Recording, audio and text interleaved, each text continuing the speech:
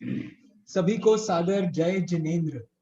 आज पुनः हम सभी इस परिचर्चा में साथ में जुड़े हैं। समय सार की मूल गाथाओं के आधार पर हमारी ये परिचर्चा आज से तकरीबन 5 दिन पहले प्रारंभ हुई थी और अब हम इसके 9 से 10 नंबर की गाथा के आधार पर अपनी चर्चा को आगे बढ़ा रहे हैं। आज की चर्चा के संबंध में आपको कुछ विशेष बात बता देता हूं। 9वीं और 10वीं नंबर की गाथा के संबंध में आज हमें जितने भी हमारे देश विदेश में ख्याति प्राप्त दिगंबर जैन विद्वान हैं, उन सब का बहुत मार्मिक उद्बोधन भी प्राप्त होगा। उनकी विचारणाओं के माध्यम से हम शुद्ध केवली के संबंध में ये जो निश्चय व्यवहार का स्वरूप बताने वाली समय सार की कुंद कुंदाचार्य की 9 और 10 नंबर की गाथाएं हैं, उन पर हम पुनर्विचार करेंगे। मेरा आप सभी से निवेदन है कि बिल्कुल दिल थाम कर बैठिए और हम सब आज इन गाथाओं का बहुत गहराई से रसास्वादन करेंगे। चर्चा प्रारंभ हो, हमारे कई विद्वान जुड़ भी गए हैं अभी और कुछ जुड़ भी रहे हैं। चर्चा प्रारंभ हो उससे पूर्व मैं सर्वप्रथम आप सभी के समक्ष इन 2 गाथाओं का पुनर्पाठ करना चाहता हूं, ताकि हम इनका भाव एक बार कुंद कुंदाचार्य के शब्दों में ही प्राप्त कर सकें। तो गाथा पाठ हम सबसे पहले प्रारंभ करते हैं। मंगलाचरण। वंदितु सब सिद्धे ध्रुवमचल मनोवमं गतिं पत्ते वोच्छामि समय पाहुड मिडमो सुध केवली भणियम्। गाथा क्रमांक 9 और 10। जो हि सुदेन अभिगच्छति अपाणमिदं तु केवलं शुद्धं तं सुध केवली विष्णो भणन्ति लोयपदी वैरा। जो सुदनाणं सर्वं जानति सुध केवलिं तमाहुजिना नाणम् अप्पा सर्वं जम्हा सुध केवली तम्हा। इन गाथाओं में आचार्य देव कहना चाह रहे हैं, जो ही सुदेन अभिगच्छति, जो जीव श्रुत ज्ञान के द्वारा जानता है अपाणम आत्मा को, इनम इस आत्मा को, केवलम शुद्धम मात्र शुद्ध जानता है, तम सुध केवलिम इसिणो भणंती, उसे श्रुत केवली ऋषिगण कहते हैं। वे ऋषिगण कैसे हैं? तो लोयपदी वैरा अर्थात लोक के प्रदीपक हैं, प्रकाशक हैं। जो सुदृणानम सर्वम जानति, जो सर्वश्रुत ज्ञान को जानता है, सुध केवलिम तमाहुजिना, जिनेंद्र भगवान उसे श्रुत केवली कहते हैं। जम्हा नाणम अप्पा सर्वम, जिस प्रकार या जिस कारण से, जिस प्रकार से सर्व आत्मा ही ज्ञान है, सर्व ज्ञान ही आत्मा है, उसी प्रकार से श्रुत केवली भी, अर्थात जिस प्रकार से जो सर्व ज्ञान है वो आत्मा ही है, उस प्रकार से जो सर्वश्रुत का मूलभूत भाव अर्थात हमारी शुद्ध आत्मा, वही श्रुत केवली है, उसको जानने वाला ही श्रुत केवली है। इन शब्दों को विराम देते हुए मैं हमारी चर्चा के आपके समक्ष प्रस्तुत हैं। निमित्त स्वरूप पंडित इंजीनियर संतोष जी भाई साहब का भी स्वागत करता हूं और इस चर्चा में हम सभी को इस रास्ते पर आगे बढ़ाने वाले जो हमारे समय सार प्रकाशक हैं, ऐसे डॉक्टर पंडित राकेश कुमार जी शास्त्री नागपुर वालों का भी बहुत बहुत स्वागत करता हूं।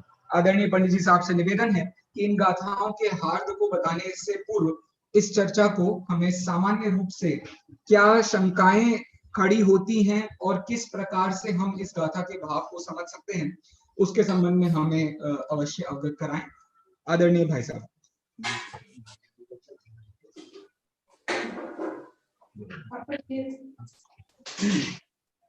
देखिए, कल जो है हम 9वीं 10वीं गाथा पर चर्चा कर रहे थे और उसके बाद में भाई साहब वीर सागर जी ने एक जो प्रश्न खड़ा किया था उस पर भी हमारी ज्यादा चर्चा नहीं हो पाई थी, लेकिन प्रश्न हमारे सामने उपस्थित हो गया था और उनके चर्चा के कारण, उनकी बात के कारण वो जो है वो बहुत देर तक के दिमाग में भी घूमता रहा। और आज सुबह से ही मैंने बहुत सारे विद्वानों को फोन लगाए, बल्कि सुबह 5:30 बजे से मैं फोन लगाना शुरू कर दिया था। हमारे पंडित अभय कुमार जी हैं, प्रदीप जी झांझरी हैं, जेपी जोशी हैं, आपके प्रकाश छाबड़ा, विकास छाबड़ा और मनीष जी हमारे, हेमचंद जी से बहुत देर तक बात हुई। तो मैं सब और परिवार में भी बात हुई हमारे संतोष जी के साथ में, संयम के साथ में बहुत देर तक के चर्चाएं चलती रही। और मैंने आज जो है ये बड़ा अपराध भी किया कि हमारे विद्वानों से चर्चा तो की और उनको जो है मैंने उनसे बिना पूछे उनका रिकॉर्ड भी किया। और रिकॉर्ड जो होने के बाद में 4 लोगों का मैंने जो है रिकॉर्ड बहुत सारे विद्वानों को प्रेषित भी किया। हमारे कम से कम 8, 10, 12, 15 विद्वानों को प्रेषित किया। 4-5 ग्रुपों में मैंने डाला और विद्वानों के जो ग्रुप थे अपने उन सब में भी डाला। तो अभी उसके संबंध में तो कोई वैसे जवाब नहीं आया किसी का ऑडियो, मेरे को ऐसा ज्ञान नहीं है, हो भी सकता किसी का आया हो। लेकिन जो है चर्चा बहुत हुई और मुझे ऐसा लगता है कि ये बहुत दिन से इस बात का जो है ऊहापोह थी, बहुत दिन से, कम कम मेरे दिमाग में तो थी। तो ये ऊहापोह जो है ये कुछ हमारी आज शांत होगी, ऐसा मुझे पक्का विश्वास है। हम जब एक अभी समय सार की गोष्ठी की थी ना, उसके दूसरे दिन भी हमने इस बात की चर्चा की थी और उस समय भी ये चर्चा जो है वो असमंजस में ही खत्म हुई थी श्रुत केवली के संबंध में। इसलिए आज का जो हमारा समय है, हम पूरा समय आज इसी चर्चा को देना चाहते हैं। और हमारे सब आदरणीय विद्वान जो हमारे उपस्थित हैं, मैं सब विद्वानों का इस संबंध में मंतव्य भी लेना चाहता हूं। हमारे पंडित अभय कुमार जी को जो है बीच में जाना पड़ेगा, उनका स्वाध्याय है, तो मैं उनका सबसे पहले वक्तव्य लूंगा। उसके पहले मैं एक वक्तव्य जो है महाराज जी का, आचार्य सुविधि सागर जी का वक्तव्य जो है मैं आपको सुनाना चाहता हूं। ये जो है अभी थोड़ा हमारे को टेक्निकल प्रॉब्लम आ रही है, लेकिन महाराज जी ने इसका बहुत सुंदर समाधान दिया है। मुझे उनका समाधान 8 मिनट का करीब उनका समाधान है, वो उसको सुनकर के मुझे बहुत संतोष हुआ, परम संतोष हुआ। और उनका भी इतना गहरा चिंतन है ये जान करके भी मुझे बहुत निश्चय व्यवहार की बड़ी सुंदर संधि उनके द्वारा प्राप्त हुई है। हम कोशिश कर रहे हैं, उनका वक्तव्य जो है हमको मिल जाएगा। लेकिन मैं इसके पहले हम जो हैं आदरणीय अभय जी भाई साहब से इस संबंध में वक्तव्य लेना चाहता हूं। मैं आज जो है ना हम सब विद्वानों का सुन लेंगे और उसके बाद में हम थोड़े से इसके निष्कर्ष की चर्चा आखिरी में करेंगे। आज हमको थोड़ा समय भी थोड़ा जल्दी भी पूरा करना माने 7 बजे तक हमको पूरा कर देना है। इसलिए जो है हम अब सबसे पहले आदरणीय भाई साहब अभय जी को आमंत्रित कर रहे हैं और वे आए और ये 9वीं 10वीं गाथा के संबंध में अपने विचार बताएं। हम सभी विद्वानों को सुनेंगे, इसलिए विद्वान भी जो हैं संक्षेप में ही अपनी बात रखें, ये निवेदन है। हाँ भाई साहब, अभय जी भाई साहब। सभी को जय जिनेंद्र। भाई साहब आवाज कम आती है, आप थोड़ा आवाज देख लेना। ये देखो ना, आएगी। अभी आ रही है? आ रही है भाई साहब, आ रही है। हाँ, शुरुआत में थोड़ा वॉल्यूम डाउन रहता है ना। हाँ जी, मैं सुबह जब आपका फोन आया जी भाई साहब, और उसके बाद में आपने जो 4 विद्वानों की क्लिप भेजी जी, वो मैंने सब सुनी जी। और अंतिम क्लिप आदरणीय महाराज श्री की थी, वो सुन के मुझे इतनी प्रसन्नता हुई हाँ, कि मैंने उनको ऑडियो मैसेज के द्वारा एक अभिनंदन और आभार भेजा। क्या मैसेज बात है। भेजा उनको 4 मिनट का, हाँ जी, हाँ जी, और उसमें ये भाव व्यक्त किए हाँ जी, कि मैं जिस ढंग से अभी तक इसका अर्थ करता रहा हूँ, जी, वही भाव महाराज श्री ने अपने व्यवस्थित शब्दों में स्पष्ट किए हैं। जी, इसलिए मेरा तिल भर भी उनसे विचार विभिन्न नहीं है। जी, इसके अलावा और आपको भी मैंने 5 बजे एक मैसेज भेजा है, लेकिन आप देख नहीं पाए होंगे, 5 बजे अभी शाम को, जी, कि अपना भी मंतव्य भेजा है। बहुत उसमें सारभूत ये बात कही है कि किसी भी गाथा के शब्दों का प्रसंगार्थ अपने को करने के लिए उसकी उत्थानिका से उसे जरूर जोड़ना चाहिए। और उत्थानिका में उन्होंने कहा कि व्यवहार ने किस तरह परमार्थ का प्रतिपादन करता है, ये 8वीं गाथा के आधार पर प्रश्न खड़ा किया। तब उन्होंने श्रुत केवली के उदाहरण से प्रतिपाद्य प्रतिपादक संबंध की व्याख्या की। वहां मुख्य उद्देश्य श्रुत केवली निश्चय से कौन है, व्यवहार से कौन है, ये नहीं है। फिर भी इस संदर्भ में उन्होंने प्रतिपाद्य प्रतिपादक की व्याख्या की। सुबह मनीष जी भी जो कह रहे थे कि सैद्धांतिक दृष्टि से देखा जाए तो द्वादशांग के पाठी ही श्रुत केवली होते हैं। और मनीष ने तो एक बहुत मार्मिक बात ये भी कही, जो कल्पना बहन के मंतव्य से मिलती है, कि भले इंद्र इत्यादि द्वादशांग पाठी होवें, लेकिन उनके पाद मूल में सम्यक छायिक सम्यक हो सकता है, ऐसी कोई चर्चा आई नहीं। इसलिए द्वादशांग के ज्ञान के साथ वो मेरे ख्याल से उनका भाव प्रत्यय ज्ञान होता होगा, संयम के कारण नहीं हुआ उन्हें। सौधर्म इंद्र को जो जैसे सभी देवों को भाव प्रत्यय अवधि ज्ञान होता है, वैसे सौधर्म इंद्र इत्यादि को भी लोकांतिक देवों को भाव प्रत्यय द्वादशांग का ज्ञान होता होगा सभी। लेकिन संयम के साथ में विशुद्धि के बल पर जो द्वादशांग का ज्ञान प्रकट होता है, वास्तव में उन्हें ही श्रुत केवली संज्ञा है। तो 15वीं गाथा में जो जिन शासनम सब्बम, सारे जिन शासन को जानता है, वहां गणेश परिक्रमा वाला प्रयोग मालूम पड़ता है, क्योंकि उसने जिन शासन का सार जान लिया तो सारे जिन शासन को जान लिया। और ये बात सिद्ध चक्र विधान में भी आई है, संपूर्ण श्रुत सार निजातम बोध लहानो। तो जो श्रुत केवली हैं उनमें निश्चय व्यवहार घटित किया है। तो श्रुत केवली तो द्वादशांग के धारी मुनिराज हैं, वे श्रुत केवली हुए 5, और उनमें जो श्रुत से आत्मा को जानने का परिणमन है, परमार्थ से तो वही उनका श्रुत केवली पना है। जैसे केवली भगवान परमार्थ से अपने आत्मा को ही प्रकाशित करते हैं, और वे संपूर्ण श्रुत ज्ञान को प्रकाशित करते हैं, तो श्रुत ज्ञान भी आत्मा ही है। तो इस व्यवहार से हम परमार्थ तक ही पहुंचे। तो सब वो जिन शासन सब्बम में भाव अपेक्षा जिन शासन को जानता है, जो 5 बोलों सहित आत्मा को जानता है, वहां द्वादशांग के ज्ञाता हो जाता है, या किसी भी अंग पूर्व का ज्ञाता आत्मा को जानने से हो जाता है, ऐसा कोई प्रसंग नहीं है।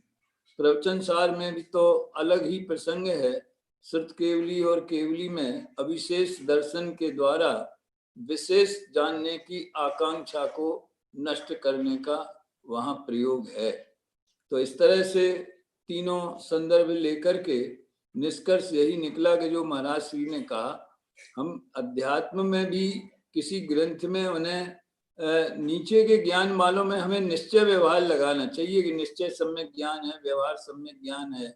लेकिन जहाँ संपूर्ण द्वादशांग का ज्ञान नहीं है, तो वहां पे हमें केवली शब्द के प्रयोग से बचना चाहिए, ऐसा मेरा मंतव्य है। और अनुशीलन में भी दादा ने तो लोकांतिक देव भगवानों को भी द्वादशांग का पाठी कहा है, और उनका तो जब भी प्रसंग आता है तो वो बहुत दृढ़ता से कहते हैं। अब गुरुदेव के प्रवचनों में भी ये उनने गुरुदेव दादा ने कोट किया है, और जब गुरुदेव का प्रवचन अरन चैनल पे आया था तो मैंने बहुत ध्यान से सुना था। गुरुदेव बार बार भाव श्रुत ज्ञान है, उसको भाव श्रुत ज्ञान प्रकट हुआ है, उसको भाव श्रुत ज्ञान प्रकट हुआ है, इन शब्दों का भी प्रयोग गुरुदेव करते हैं। बाकी चर्चा आप आगे बढ़ाएं, मेरा पूरा चिंतन मैंने आपको बता दिया। बहुत सुंदर हमने भाई साहब अभय जी का इस संबंध में सार गर्भित जो व्याख्यान है वो हमने सुना। वास्तव में जो ये प्रसंग है, ये प्रसंग जैसा उन्होंने कहा ना, 8वीं गाथा के मंतव्य को या व्यवहार ने किस प्रकार निश्चय का प्रतिपादन करता है, उसके उदाहरण स्वरूप श्रुत केवली की चर्चा आई है। जैसे नियम सार में 159 गाथा में केवली की चर्चा आई है, वहां पर निश्चय व्यवहार केवली पर घटाया है, उसी प्रकार यहाँ पर श्रुत केवली पर निश्चय व्यवहार घटाया है। यदि हम यहाँ के श्रुत केवली के निश्चय से, कि जो श्रुत के द्वारा केवल अपनी आत्मा को जानता है, इस निश्चय की व्याख्या को यदि हम सब में घटाने बैठेंगे, सभी छद्मस्थों पर घटाने बैठेंगे, तो इससे तो फिर तो वो व्याख्या तो केवली पर भी घटाई है कि जो निश्चय से केवल अपनी आत्मा को जानते हैं वो निश्चय से केवली है। तो ऐसे में तो जो है फिर केवली भी सब हो जाएंगे। इसलिए जो है जिस प्रकार केवली में हमको बात समझ में आ जाती है, और यही उदाहरण महाराज जी ने भी दिया है, और इस उदाहरण की चर्चा मुझसे चर्चा करते समय जेपी दोषी साहब ने भी दी थी, तो मुझे उससे जो है एकदम से क्लिक हुआ, और ये विषय मुझे जो है जैसे बहुत समय का अंधेरा हो और एकदम से नष्ट हो जाता है, तो ऐसा जो है ये बहुत सुंदर हमको इसमें व्याख्यान सुनने को मिला है, और बहुत सारी चर्चाएं भी हुई हैं। अब मैं जो है महाराज जी का वक्तव्य आपको सुनाना चाहता हूँ। महाराज जी का बहुत सुंदर वक्तव्य और बहुत सार गर्भित अब वक्तव्य हम सुनते हैं। पहले महाराज जी भी हमारे साथ में हैं।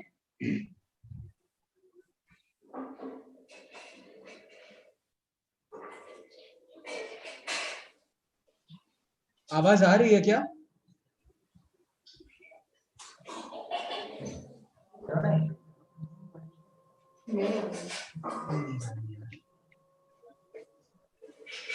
नहीं आ रही भाई साहब, शेयरिंग की आवाज नहीं आ रही। वो आपको ऑडियो चलाने से पहले वहां क्लिक करना पड़ेगा, ओपन द साउंड। जब आप जूम पर क्लिक करते हैं ना, शेयर डॉक्यूमेंट, अच्छा, वहां पर आपको मिलेगा एक आइकन, उसको तो आएगी आवाज। जी, जब इसको अभी कट करेंगे, दोबारा आप करेंगे तो शेयर कंप्यूटर साउंड ऐसा नीचे लिखा है। आप फिर से करेंगे शेयर ना, तब वो वहां पर पूछेगा आपको, क्लिक मत कीजिए। केवली जिनेन्द्र समान जानाति सश्रुत केवली। अभी आई क्या? श्रुत ज्ञान के द्वारा जो केवली भगवान जानते हैं उनको श्रुत केवली कहते हैं। अब आप पूछेंगे अन्वय और व्याप्ति का हेतु क्या है? तो जिनको 14 पूर्व का ज्ञान होता है, ऐसे मुनिराज के विषय में कथन करते समय नमो 14 विणम की टीका में आवाज आई? वीरसेन महाराज ने आ रही है, आ रही है। 14 पूर्व हरो मिच्छत्तम न गच्छति तम भवे असंजदम चण परिवज्जति। 14 पूर्वधर मिथ्यात्व में नहीं जाते हैं और उस भव में असंयत अवस्था को भी प्राप्त नहीं होते हैं। कल एक बात और कही गई कि देवों को भी श्रुत केवली कहा गया है, अन्य जीवों को भी श्रुत केवली कहा गया है। ये शास्त्रीय प्ररूपणा तो नहीं थी, इसलिए कि किसी भी शास्त्र में किसी देव को या असंयमी को श्रुत केवली जैसे शब्द का प्रयोग नहीं हुआ है। जैसा कि भक्तामर्ग में भी अपन देखते हैं, तो उन्होंने विशिष्ट श्रुत ज्ञानी कहा है, लेकिन श्रुत केवली नहीं कहा है। श्रुत ज्ञानी में और श्रुत केवली में अंतर होता है। श्रुत केवली रौढ़िक शब्द है जो केवल आगम में रूढ़ है और जिनका ज्ञान केवल ज्ञानी के समान संपूर्ण पदार्थों को जानता है। उन्हें श्रुत केवली कहते हैं, ऐसी परिभाषा की गई है। और प्रवचन सार में तो ये बताया गया कि श्रुत केवली और केवली के ज्ञान में प्रत्यक्ष परोक्ष कृत भेद है, विषय कृत भेद नहीं है। अब महत्व की बात यह है, व्यवहार श्रुत केवली और निश्चय श्रुत केवली की जो परिभाषा 9वीं और 10वीं गाथा में आई है, इसका जो व्याख्यान करने का प्रयत्न हुआ, मुझे लग रहा है कि संभवतः विषय भटकने का कहीं भ्रम सा हुआ है।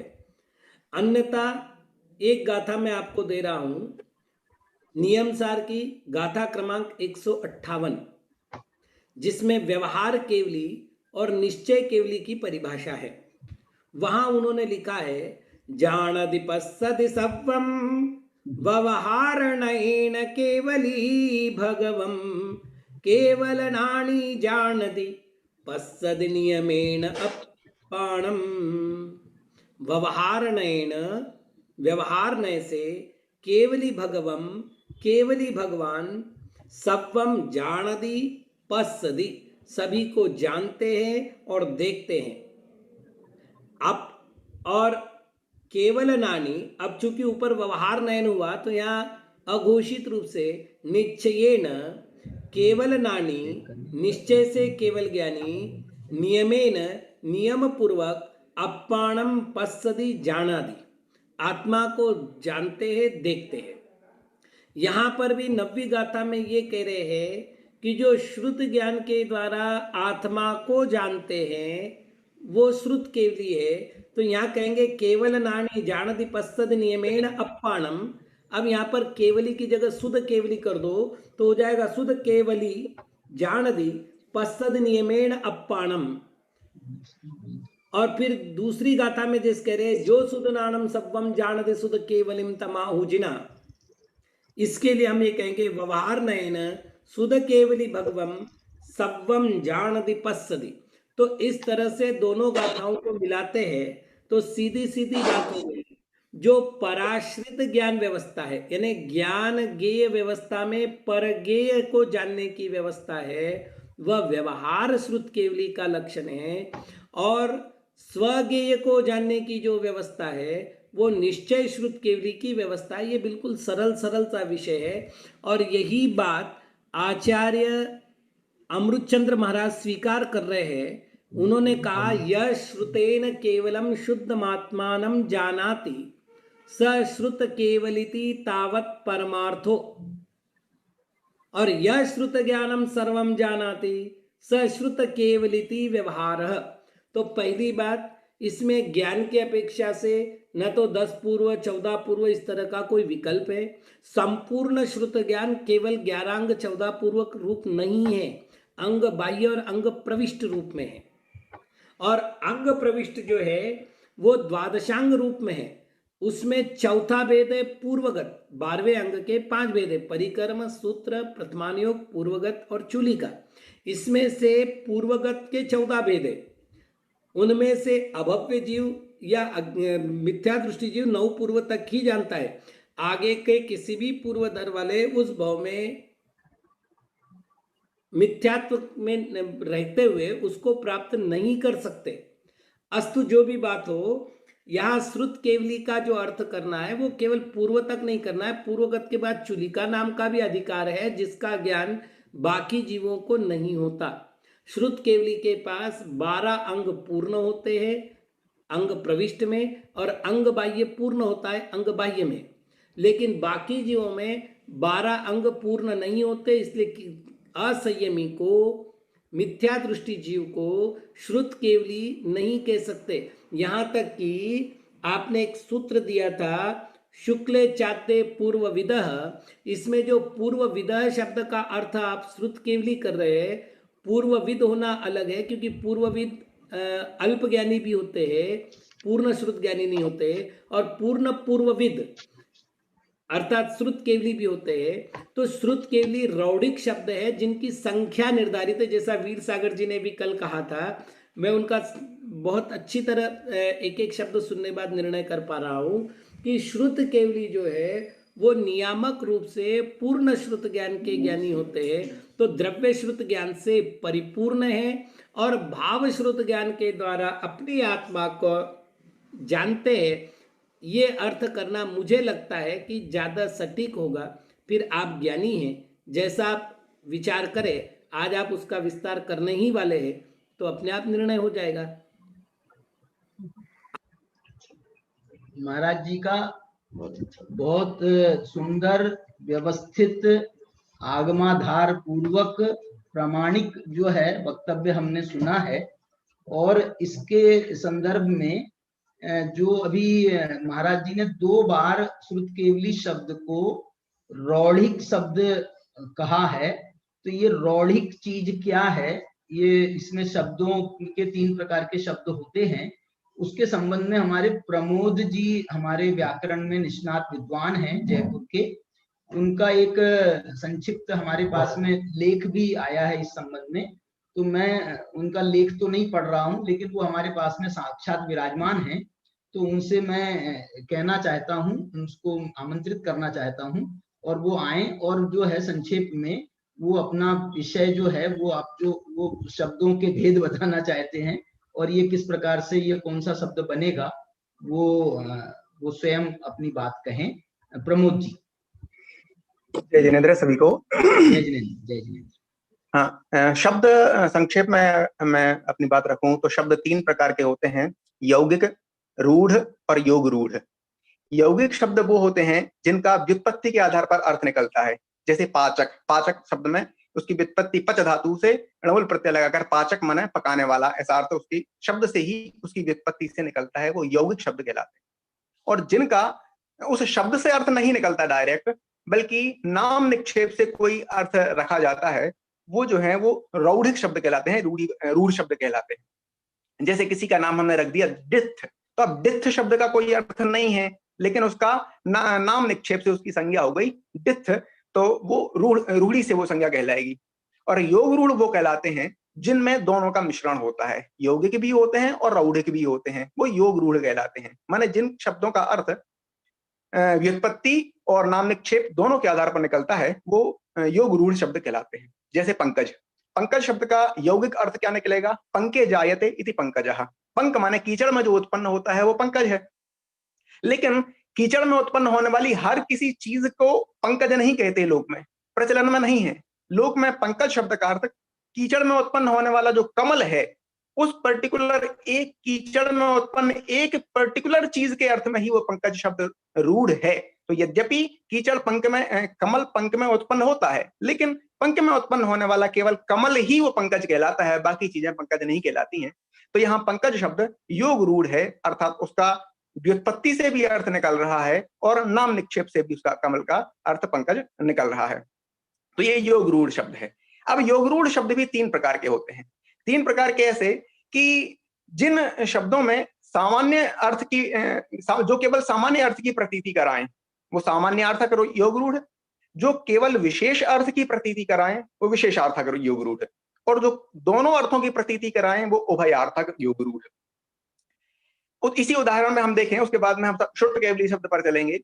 पंकज शब्द जो है, पंकज शब्द में सामान्य अर्थ क्या हुआ कि पंके जायते, जो जो पंख में उत्पन्न होता है वो सारी चीजें पंकज हैं। ये तो हो गया पंकज शब्द का सामान्य अर्थ, मतलब पंख में उत्पन्न होने वाला, ये पंकज शब्द का सामान्य अर्थक योग रूढ़ अर्थ हुआ। दूसरा विशेषार्थक, अब पंख में उत्पन्न होने वाली चीजें तो बहुत सारी हैं, लेकिन एक विशेष पर्टिकुलर कमल नामक पदार्थ वही पंकज कहलाता है। तो यह जब पंकज शब्द का अर्थ कमल हो तो ये विशेषार्थक योग रूढ़ कहलाएगा। और जब पंकज शब्द का अर्थ दोनों हो, माने ऐसा कमल जो पंख में उत्पन्न हुआ हो, माने पंख में उत्पन्न कमल, ये पूरा अर्थ जहां पर प्रसंग में हमारे उपयोग में आए, तो वहां ये उभयार्थक योग रूढ़ कहलाता है। श्रुत केवली शब्द जो है वो इसी प्रकार से, श्रुत केवली शब्द को भी हम 3 प्रकार से देखेंगे। तो श्रुत केवली अर्थात जो श्रुत से आत्मा को जानने वाला, वो श्रुत केवली, ये उसका सामान्य अर्थ है। और ये योग रूढ़ यौगिक व्युत्पत्ति के आधार पर यह अर्थ निकल रहा है।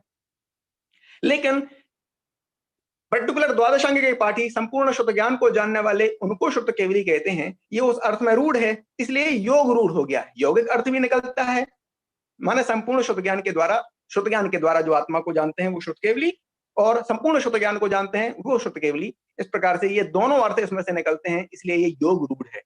अब योग रूढ़ में से भी जहां केवल सामान्य अर्थ ही ग्रहण किया जाए वहां सामान्य अर्थ है योग रूढ़, और जहां विशेष अर्थ, सामान्य अर्थ कौन सा हुआ कि श्रुत के द्वारा जो आत्मा को जानते हैं वे शुद्ध केवली, चाहे आत्मानुभवी चौथा गुण स्थानवर्ती हो, चाहे गणधर देव हो या अन्य दूसरे शुद्ध केवली हो, तो ये सब के सब जो है वो सामान्यार्थक योग रूढ़ इस के आधार पर जो है वो शुद्ध केवली कहलाएंगे।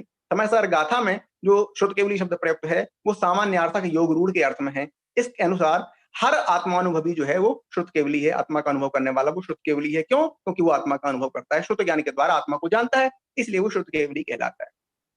विशेषार्थक योग रूढ़ की जो केवल विशेष अर्थ में ही श्रुत केवली शब्द रूढ़ है, वो पर्टिकुलर विशेष अर्थ कौन सा है कि जो संपूर्ण शुद्ध ज्ञान को जानते हैं, द्वादशांग को जानते हैं, वे शुद्ध केवली हैं। तो ये विशेष अर्थ है, इस विशेष अर्थ में शुद्ध केवली शब्द रूढ़ है, इसलिए ये विशेषार्थक योग रूढ़ है।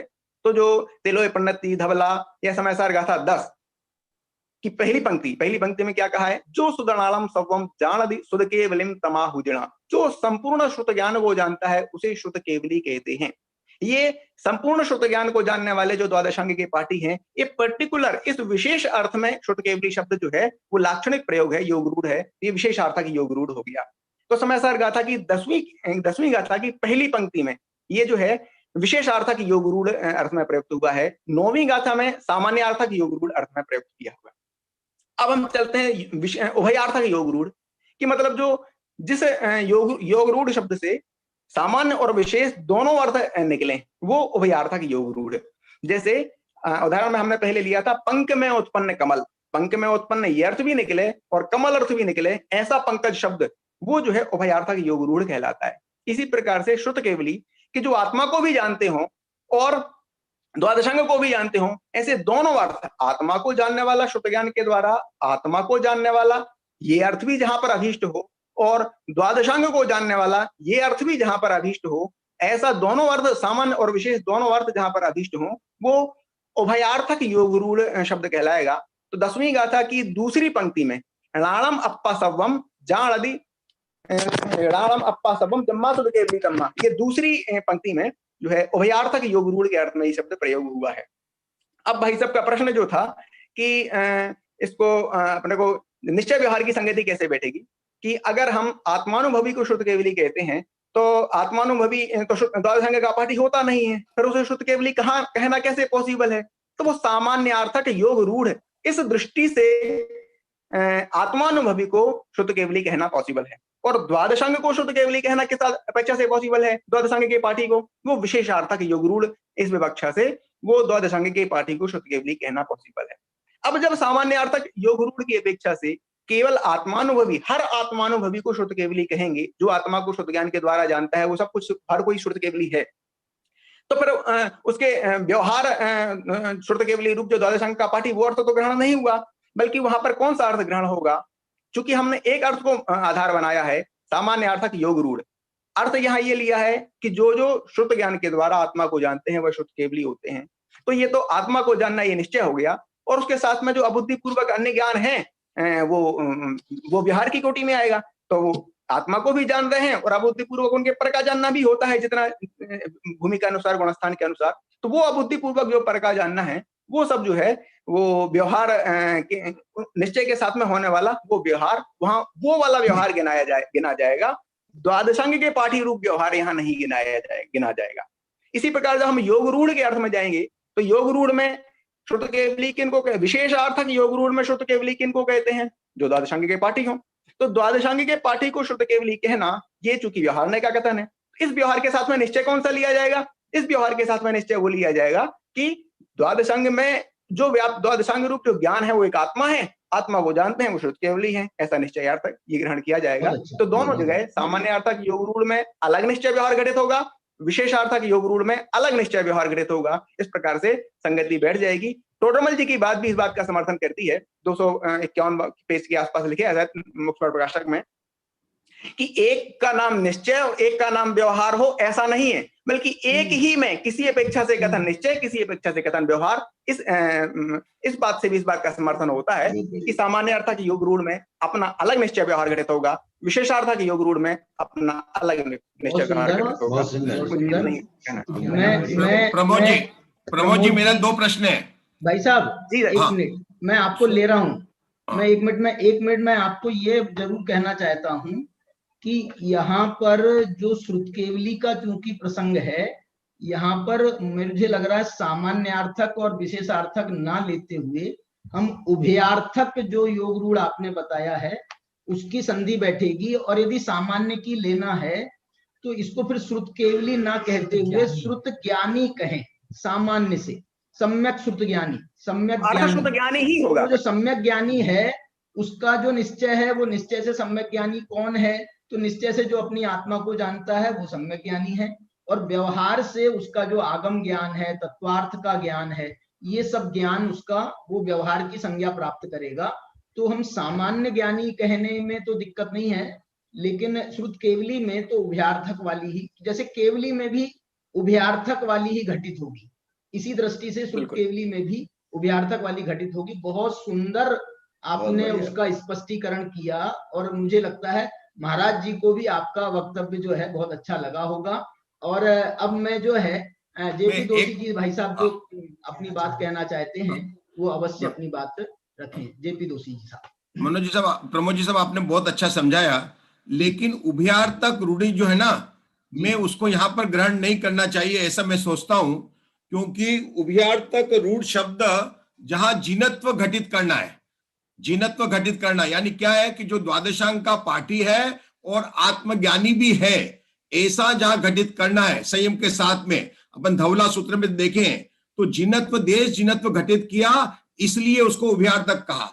और यहां पर तो हम जो सामान्य योग क्यों प्रवचन सार की परिधि में लें, तो प्रवचन सार की परिधि में यहां पर जैसा कि अभय जी भाई साहब ने बताया कि प्रतिपादक संबंध की बात चल रही है, और सम्यक दृष्टि ही नायक है, दूसरा कोई नायक नहीं है। यहां पर सम्यक दृष्टि को शुद्ध ज्ञान के बराबर बनाना है। जैसे प्रवचन सार के अंदर जो अधिकार चल रहा है वहां पर सर्वज्ञ भगवान नायक है, उनको घोड़ी से उतारकर शुद्ध केवली के बराबर किया गया, उसका शोभ दूर किया गया। अगर हम उत्थानी को देखें 33वीं गाथा की उत्थानिका को देखें तो उस अधिकार का नायक कौन है कि सर्वज्ञ भगवान है। अब क्या कह रहे हैं कि शुद्ध ज्ञानी और केवल ज्ञानी में कोई अंतर नहीं है, अर्थात क्या हुआ कि केवल ज्ञानी को घोड़ी से उतारकर शुद्ध ज्ञानी के बराबर किया, लेकिन समय सार में तो मिथ्या सम्यक दृष्टि को इतना बड़ा कर दिया कि वो शुद्ध केवली के बराबर तो सामान्य रूढ़ में लेना पड़ेगा। जैसे अपन आत्मा भी रूढ़ शब्द से करते, छव द्रव्य आत्मा है, लेकिन जीव को आत्मा कहना यह भी रूढ़ है, तो यह भी कौन सा। तो इस प्रकार से मेरे से उभयार्थक रूढ़, जैसा कि धवला पुस्तक 9 में सूत्र नंबर 12 और 13 में कहा कि जैसे हम 2 नमस्कार करते हैं, 10 पूर्वी को भी नमस्कार करते हैं और 14 पूर्वी को भी नमस्कार करते हैं, लेकिन 14 पूर्वी में भिन्न पुरी 10 पूर्वी में भिन्न पुरित को नमस्कार नहीं करते, क्योंकि वहां पर जिनत्व घटित नहीं होता है। 14 पूर्वी में और अभिन्न 10 पूर्वित्व में जिनत्व घटित होता है, इसलिए उनको नमस्कार करते हैं। इसलिए उभयार्थक रूढ़ शब्द में अर्थात जहां पर जो द्वादशांग का पाठी वास्तव में है और आत्मज्ञानी भी है, अर्थात देश जिनत्व, क्योंकि 12वें गुण स्थान तक हम देश जिनत्व लेंगे, वो घटित होगा, तो उसको हम उभयार्थक रूढ़ शब्द कहेंगे। आगे तो आप सभी व्यक्त करें। बहुत सुंदर भाई साहब ने, जेपी दोषी जी साहब हैं हमारे, ये बहुत अच्छे विद्वान हैं और इनका भी बहुत अच्छा गहरा अध्ययन है, धवला आदि ग्रंथों का भी इनका बहुत अच्छा अध्ययन है, हमने इनका भी लाभ लिया। अब ये जो है ना, मैं सामान्य जो हमारे सब श्रोता वर्ग हैं उनको ये कहना चाहता हूँ कि भैया तुम जो है ना, ये योग रूढ़ और सामान्य अर्थक और इसमें आपको यदि कुछ समझ में ना आया हो तो आप चिंता मत करना। यहाँ पर जो कथन है, यहाँ तो एक उदाहरण दे करके उन्होंने ये समझाया है कि भैया एक श्रुत केवली का उदाहरण लिया, यदि इसी को श्रुत ज्ञानी का उदाहरण ले लेते तो वो बिल्कुल उसमें कोई ज्यादा दिक्कत भी नहीं आती। और 33 नंबर की गाथा का जो रेफरेंस दिया है ना भाई साहब ने, उस रेफरेंस में भी वहां श्रुत केवली का उत्थानिका में प्रयोग नहीं है। उत्थानिका में उन्होंने कहा है कि केवल ज्ञानी श्रुत ज्ञानिनो अविशेष दर्शनेन विशेषाकांक्षा लोभम छपयति। माने वहां पर केवल ज्ञानी और श्रुत ज्ञानी के अविशेष दर्शन कराया है। केवल ज्ञानी और श्रुत ज्ञानी का माने ये श्रुत केवली से भी केवली की तुलना की जाती है, और साथ में स्यादवाद केवल ज्ञाने वस्तु तत्व प्रकाशने भेद साक्षात असाक्षात च, वहां पर तो सामान्य श्रुत ज्ञानी को भी सम्यक श्रुत ज्ञानी को भी केवली के बराबर कहने की प्रत्यक्ष और परोक्ष का अंतर है, इतना कहा है। वो श्रुत केवली का प्रसंग से जब हम तुलना करेंगे वो अलग बात हो जाएगी, लेकिन सामान्य श्रुत ज्ञानी के प्रसंग से भी हम यदि तुलना करेंगे तो भी ये बात आगम में घटित की गई है। तो अब हम जो हैं अगले वक्ता के रूप में मैं प्रदीप जी झांझरी हमारे साथ में हैं, मैं प्रदीप जी से निवेदन करता हूं कि वे इस संबंध में अपनी बात रखें। प्रदीप जी। हाँ भाई साहब।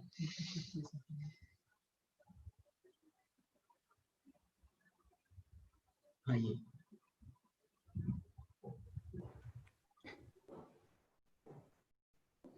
जय जिनेंद्र। बोलिए भाई साहब।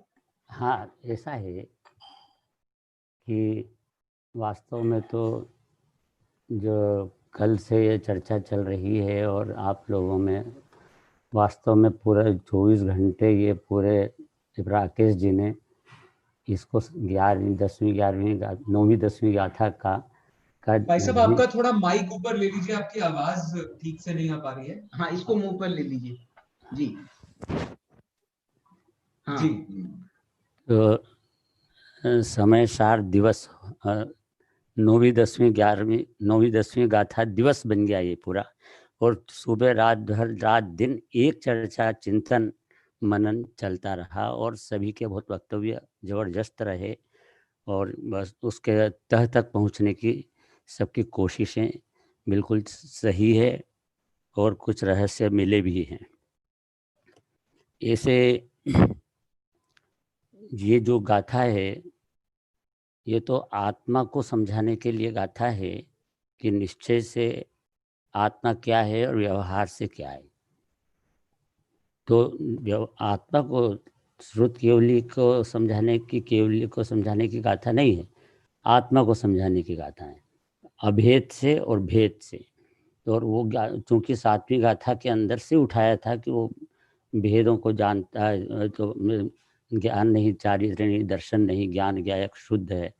तो इस तरह से वहाँ पर यहाँ तो केवली द्वादशांग को जानते हैं, ये श्रुत केवली द्वादशांग को जानते हैं, यानी सब जानते हैं, उसको भी व्यवहार कहा है, निश्चय नहीं कहा है। व्यवहार सब जाने तो फिर निश्चय श्रुत केवली हो जाएगा। तो वो शब्द इन्होंने कहा, वो रोड़ी को उसको मैं शब्द बोलता हूँ कि श्रुत केवली एक संज्ञा रखी इन्होंने, कि श्रुत केवली नाम का एक जीव को संज्ञा रखी यहाँ, और उससे आत्मा का अभेद और भेद को समझाना है। भेद को व्यवहार से ग्रहण कर रहे हैं, निश्चय अभेद को ग्रहण कर रहे हैं। तो वह श्रुत केवली ने तो श्रुत केवली, और प्रश्न भी यही कहा, श्रुत केवली किसे कहते हैं ये नहीं किया। श्रुत केवली किसको जानते हैं निश्चय से, श्रुत केवली किसको जानते हैं व्यवहार से। तो आत्मा की बात हुई, निश्चय श्रुत केवली को एक तो स्थापित किया है ओनली। रोड़ी का अर्थ है बहुत अच्छा, महाराज जी ने भी कहा और इन्होंने भी उसको कहा अपने तो यौगिक शब्द रोड़ी को उसमें भी कि तो भाई इसके अंदर यहाँ श्रुत केवली को वो आत्मा को जानते हैं, तो वो ऐसा भेद को जाने सो व्यवहार। तो वहाँ पे ज्ञान तो द्वादशांग का ज्ञान, तो ये ज्ञान तो एक ज्ञान तो एक ज्ञान है, और ज्ञाकार ज्ञान है वो आत्मा है। तो ज्ञाकार ज्ञान है, तो यहाँ ज्ञान ही पकड़ा, ज्ञान गुण में आ गए, गुण आ गए तो भी वो व्यवहार, पूरा गुण पकड़ा तो भी व्यवहार है। और ज्ञान जहाँ गुण है वहाँ पर द्रव्य है, तो इसलिए जहाँ ज्ञान है वहाँ आत्मा है। तो ये केवली जो है वो आत्मा को जानते हैं, अभेद को जानते हैं श्रुत केवली, तो वो श्रुत केवली कहलाते हैं, श्रुत केवली पे घटित कर रहे थे। इसी तरह से हम भी यदि जानेंगे अभेद को, श्रुत द्रव्य को, तो हम भी श्रुत केवली कहलाएंगे। तो श्रुत केवली क्या, आप श्रुत केवली क्यों कहोगे? श्रुत ज्ञानी कहना चाहिए फिर तो, अपने अपन जानेंगे तो श्रुत केवली इसलिए कहेंगे क्योंकि ये श्रुत केवली का उदाहरण दिया था और वो बिल्कुल ऐसा लग रहा है। अरे यहाँ तो श्रुत केवली का है ना, केवली में और इसमें, यहाँ श्रुत ज्ञानी में क्या कोई किस अंतर क्या है, किस नए से कहूँ मैं, कोई नहीं लगता नहीं है। वहाँ तो अनुभूति के काल में तो वो शुद्धात्मा अभेद का अवलंबन है ना, तो अभेद का वो वहाँ पे तो केवली के समान बताया, तो श्रुत केवली कहने में क्या आपत्ति आ रही है अपने को? तो वो वाली बात है, इतना ही समझता हूँ। ठीक है भाई, बहुत सुंदर। अब जो है और हमारे जो भी वक्ता बोलना चाहते हैं, हमारे पास में समय अब 10 मिनट का समय बचा है, तो जो भी वक्ता बोलना चाहते हैं 1-1 मिनट में अपनी बात रख सकते हैं। सबसे पहले मैं, हाँ, सोनू जी बोलना चाहते हैं, उनके उसके पहले मैं संयम जी को बुला रहा हूं। उनने एक विशेष बात खोजी है, वो आपके सामने रखना चाहते हैं। आइए संयम। सभी को सादर जय जिनेंद्र। इस प्रसंग में बस मुझे इतना ही बोलने का भाव था कि सामान्यतया उदाहरण उनका दिया जाता है जो हमारे महापुरुष होते हैं।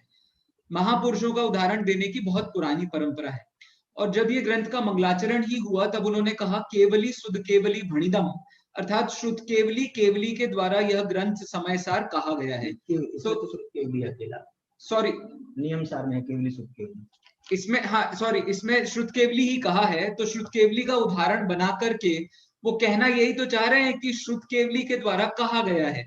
और श्रुत केवली कौन है? तो वो उनके गुरु हैं। अपने गुरु का उदाहरण देकर के बात बताना सारे शिष्यों के लिए, बात समझाने के लिए बहुत अच्छा तरीका होता है।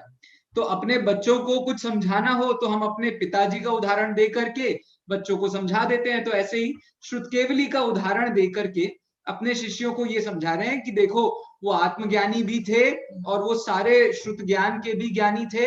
अब तुम सोच लो कि तुमको सिर्फ श्रुत ज्ञान का ही ज्ञान करना है या वो आत्मा का भी ज्ञान करना है, जिससे भूल करके तुम सिर्फ इस पादार्थिक ज्ञान को ही अपना वास्तविक स्वरूप बना रहे हो, पढ़ाई लिखाई में बहुत मन लगा रहे हो, लेकिन मुक्ति का मार्ग स्वरूप जो आत्मा है उसको भूल रहे हो। ऐसा मुझे लगता है इस विषय में बात होनी चाहिए। बहुत बढ़िया। देखो, आचार्य कुंद ने भी अपने गुरु का नाम जो लेकर के, गुरु को ही उदाहरण बना करके, क्योंकि उन्हें श्रुत केवली भणिदम तो पहले कहा ही था, और नियम सार में केवली का उदाहरण इसलिए लिया क्योंकि वहां पर उन्होंने केवली श्रुत केवली नहीं, केवली श्रुत केवली भणिदम ऐसा कहा था नियम सार में, इसलिए नियम सार में केवली के उदाहरण पर बात घटाई है। तो बहुत सुंदर चर्चा चल रही है। और हमारे सोनू जी, हमारे सोनगढ़ में जो विद्यालय चलता है उसके जो अभी वर्तमान में प्राचार्य हैं, वो सोनू जी को मैं आमंत्रित कर रहा हूँ, वे हमें वक्तव्य देंगे जल्दी से। अभी कुछ मेरा वक्तव्य नहीं, मेरी शंका है। अभी कल से शंका श्रुत केवली और केवली और चर्चाएं चल रही है। श्रुत केवली शब्द का अर्थ अभी प्रमोद जी ने भी बहुत अच्छे से यौगिक, रूढ़ी, उभय, सामान्य सब अच्छे से घटित किया, सब ख्याल में आ रही है। लेकिन अभी ये समझ में नहीं आई कि जो आत्मानुभवी है वह द्वादशांग का ज्ञाता होगा कि नहीं होगा। ये बात मेरा प्रश्न है। वो जान, उसका क्षयोपशमिक समझो आप, जो आत्मा को जानता है वो द्वादशांग को जानेगा कि नहीं जानेगा, ये नक्की है कि जरूरी है क्या ऐसा? ये मेरा प्रश्न है।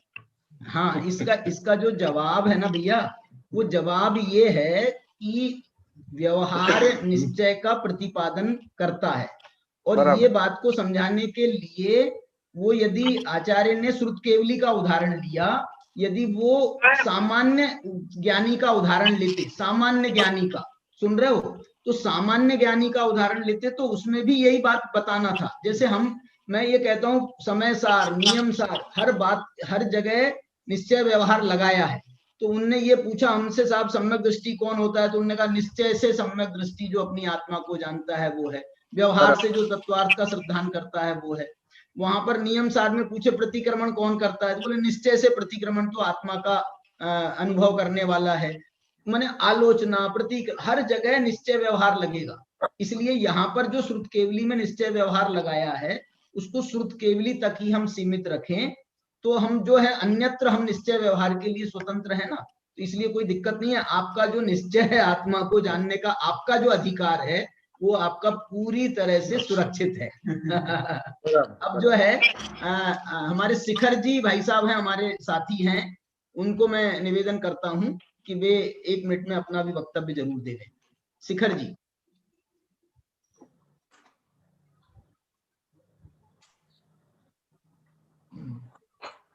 चालू है भाई साहब, बोलिए आप। जय जिनेंद्र।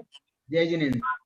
ये पूरी चर्चा सुनने के बावजूद क्षमा करें, मुझे इसकी जो ये 9वीं 10वीं गाथा की जो उत्थानिका में जो शब्द थे कि ये बताया जाए कि व्यवहार निश्चय का प्रतिपादक कैसे है,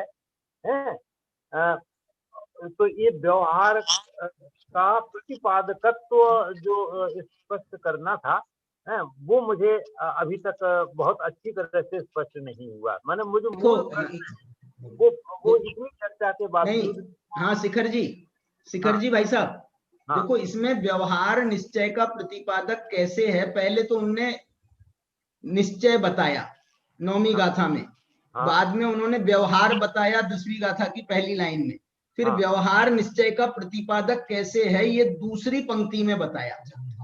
नाणम अप्पा सव्वम, ये जो नाणम शब्द है ये व्यवहार से उठाया है। व्यवहार में जो उन्होंने कहा था ना, जो सर्वश्रुत को जानता है वो श्रुत केवली है, तो जो सर्वश्रुत ज्ञान को सुदनान आद सव्वम, नहीं उसमें उठाया था ना, ये देखो कहाँ है, सुदनानम सव्वम जानती, सुदनानम, वहां पर जो है श्रुत ज्ञान, सर्वश्रुत ज्ञान को जो जानता है वो व्यवहार श्रुत केवली है। तो ये श्रुत ज्ञान में से उन्होंने ज्ञान लिया और इस ज्ञान के द्वारा निश्चय माने आत्मा को जानना सिद्ध किया। तो ज्ञान को जानना है व्यवहार और आत्मा को जानना है निश्चय, और प्रतिपाद्य प्रतिपादक ऐसे बन गया कि ज्ञान ही आत्मा है। नानम अप्पा सव्वम, जम्मा शुद्ध केवली तम्हा, व्यवहार शुद्ध केवली है, इसलिए वो निश्चय शुद्ध केवली भी इस प्रकार से उसका प्रतिपादन कर रहे हैं ना। जम्मा तम्हा में से वो व्यवहार निश्चय का प्रतिपादन हो गया। जो प्रथम पंक्ति है 10वीं गाथा की, जो सुदनानम सव्वम जानती है, तो वहां तो वो द्रव्य श्रुत की बात है, जो सर्व द्रव्य श्रुत को जानता है वो श्रुत केवली है। लेकिन फिर आगे जो वो आप बोल रहे हैं त्रिणानम अप्पा सव्वम, नहीं ज्ञान है वो आत्मा है, तो यहाँ श्रुत की बात ही भाव श्रुत में आ गए, तो वो उदाहरण में संगति कहाँ बैठी? भाई साहब ये सुदनानम सव्वम लिखा है, द्रव्य श्रुत कहाँ लिखा है? सुदनानम सव्वम जानती, सुदनानम का मतलब द्रव्य श्रुत नहीं है, सुदनानम का अर्थ है भाव श्रुत। यहाँ ये जो जैसेनाचार्य जी की टीका है उसमें तो इन्होंने उसमें देखो सुनो, जैसेनाचार्य ये कह रहे हैं कि वो भाव श्रुत का भी निमित्त द्रव्य श्रुत है ना, इस कारण से वो द्रव्य श्रुत को का निमित्त बनेगा, लेकिन उपादान तो भाव श्रुत है ना, और ज्ञान से आत्मा की सिद्धि करना है, द्रव्य श्रुत से आत्मा की सिद्धि नहीं करना है। द्रव्य श्रुत जो है वो आत्मा का परिणमन नहीं है, भाव श्रुत वो आत्मा का परिणमन है, इसलिए पर्याय से द्रव्य तक पहुंचा दिया। तो व्यवहार श्रुत केवली की परिभाषा में तो द्रव्य श्रुत के जानने की बात है ना। गाथा पढ़ो ना, गाथा पढ़ो ना, सुदनानम, जो सुदनानम सव्वम जानती, नानम सव्वम जानती लिखा है यार। चलिए अब अपन बाद में कर लेंगे बात, अपना समय हो रहा है, हो ही गया है जैसे। और कोई कुछ कहना चाहता है तो जरूर हम आमंत्रित करते हैं। ये क्या प्रश्न है? अभय जी कह रहे हैं, अभय कुमार जी की एक इसमें चर्चा आई है, ज्ञानी को 12 अंग का ज्ञान होना अनिवार्य नहीं है। हाँ, आत्मज्ञानी को 12 अंग का ज्ञान होना अनिवार्य नहीं है, लेकिन श्रुत केवली को 12 अंग का ज्ञान होना अनिवार्य, प्लस आत्मा और आत्मा का भी। आत्मा के ज्ञान को थोड़ी श्रुत केवली कहा जाएगा, है जी? हाँ नहीं कहा जाएगा।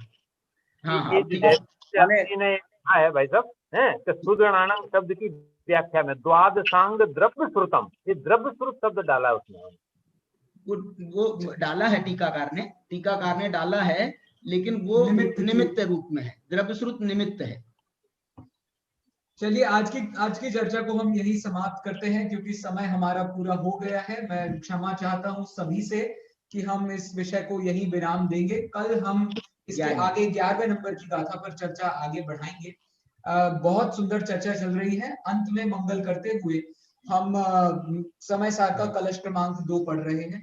अनंत धर्मणस्तत्त्वं पश्यन्ति प्रत्यगात्मनः अनेकान्तमयी मूर्तिर्नित्यमेव प्रकाशता। ओम